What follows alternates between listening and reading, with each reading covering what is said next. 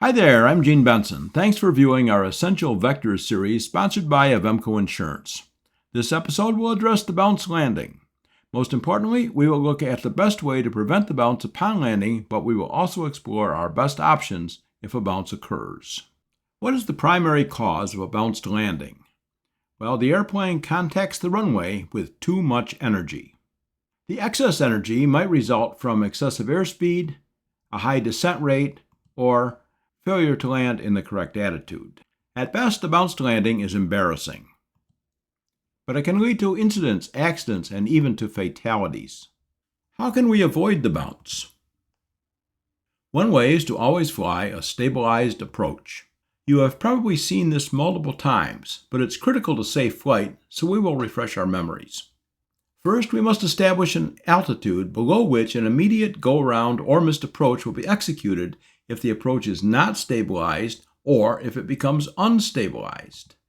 500 feet AGL works well for most GA operations, but be sure to convert that to MSL before beginning the approach. Here are some generally recognized criteria for an approach to be considered stabilized. They will be discussed individually. The aircraft is on the correct flight path, not way too high or way too low, and not maneuvering to get lined up. Only small changes in heading or pitch are required to maintain the correct flight path, not only on the right path, but not struggling to stay there. The aircraft speed is not more than the desired approach speed, or VREF, plus 10 knots, indicated airspeed, and not less than VREF. VREF is simply the speed that you want to be at for this stage of the approach.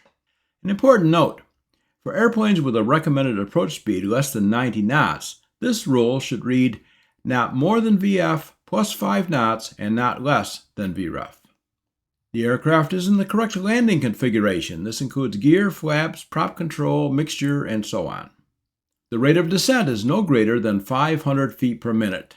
If a descent rate greater than 500 feet per minute is required due to whatever approach considerations there may be, then special attention must be paid. Power setting is appropriate for the aircraft configuration. Here's a question. My complex single-engine airplane usually requires about 20 inches of manifold pressure to maintain final approach speed, but today it only requires 17 inches. Does this set off any alarm bells? Well, it should. Perhaps either the flaps or the gear or both are not configured properly. All briefings and checklists have been accomplished. If the approach becomes unstabilized below the stabilization altitude, an immediate go-around or missed approach must be initiated. The word here is immediate. In spite of our best landing efforts, we just bounced back into the air. So now what? Here's where things get complicated. The pilot's brain is likely not expecting the bounce, so we have a startle effect. The so-called amygdala hijack may occur. When the brain is unexpectedly confronted with something potentially threatening, the amygdala largely takes over and facilitates the release of adrenaline, increased heart rate, breathing changes, and heightened vigilance. For 1 to 2 agonizing seconds, the high-level executive cognitive processing centers located in the prefrontal cortex, they effectively freeze. The monster we know as continuation bias comes into play and urges us to complete the landing. Now, to further complicate things, cognitive tunneling can come into play. Attention has tunneled purely into the singular goal of getting back down to the runway. The brain completely ignores critical situational context, such as the aircraft's current pitch attitude or its airspeed. This extreme tunneling can lead directly to the most dangerous instinct and common panic reaction to the bounce. Abruptly pushing the control stick or yoke forward to physically force the nose down. Executing this aggressive maneuver while high above the ground almost guarantees a catastrophic nose gear strike. It can also trigger porpoising. Here's a not-for-real quiz. You make what you thought was a good, stabilized approach, but upon making runway contact, the airplane bounces back into the air. What should you do? Release the yoke and assume crash position? Push forward on the yoke to get back on the ground? Resolve to always wear an adult diaper while flying? Or none of these? Of course, none of these is the correct choice. What if your choices were these? Add power and go around, Add some power, lower the nose to soften the next landing, release some back pressure and flare again to salvage the landing, or it depends. There is no universal answer. It depends on a number of factors. Should we practice bounced landings?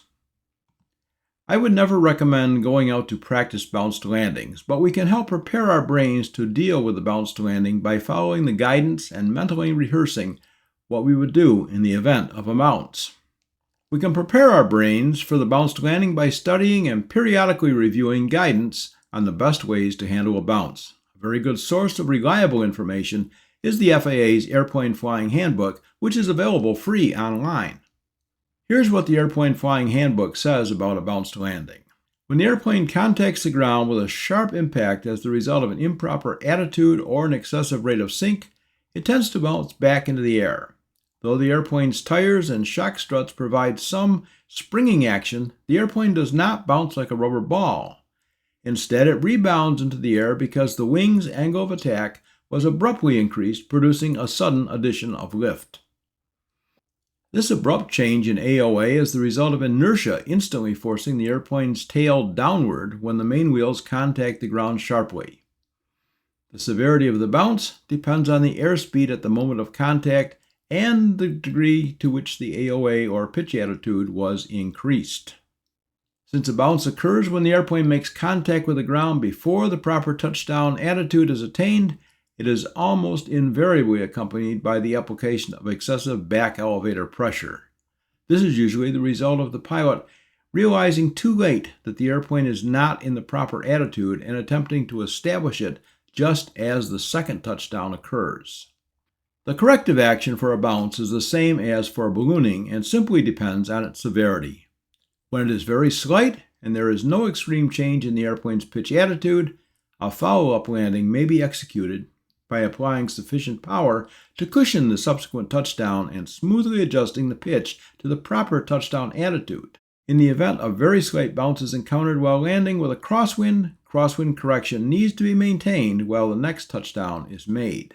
Since the subsequent touchdown is made at a slower airspeed, the upwind wing has to be lowered even further to compensate for the drift. Extreme caution and alertness should be exercised anytime a bounce occurs, but particularly when there is a crosswind. Pilots should not release the crosswind correction. When one main wheel of the airplane strikes the runway, the other wheel touches down immediately afterwards, and the wings become level. Then, with no crosswind correction as the airplane bounces, the wind causes the airplane to roll with the wind, thus exposing even more surface to the crosswind and increasing any drift. When a bounce is severe, the safest procedure is to execute a go-around immediately. The pilot should not attempt to salvage the landing. Apply full power while simultaneously maintaining directional control and lowering the nose to a safe climb attitude. The go-around procedure should be continued even though the airplane may descend and another bounce may be encountered. Landing from a bad bounce should not be attempted since airspeed diminishes very rapidly in the nose-high attitude, and a stall may occur before a subsequent touchdown can be made. So let's quickly summarize what we discussed. We showed that a bounced landing can be much more than an embarrassment. In extreme cases, it can be fatal. We established that the bounced landing is generally a result of the airplane having too much energy when the tires contact the runway. We reviewed the stabilized approach criteria and said that making sure our approach is stabilized is the most reliable way to avoid having a bounced landing. We looked at the psychological response to a bounced landing, including the startle effect and the influence of continuation bias. And finally, we reviewed the FAA's guidance on how to handle a bounce if it occurs. Thanks for watching, and thanks to Avemco Insurance for sponsoring this Essential Vectors video. And please always remember to fly like your life depends on it. I'm Gene Benson.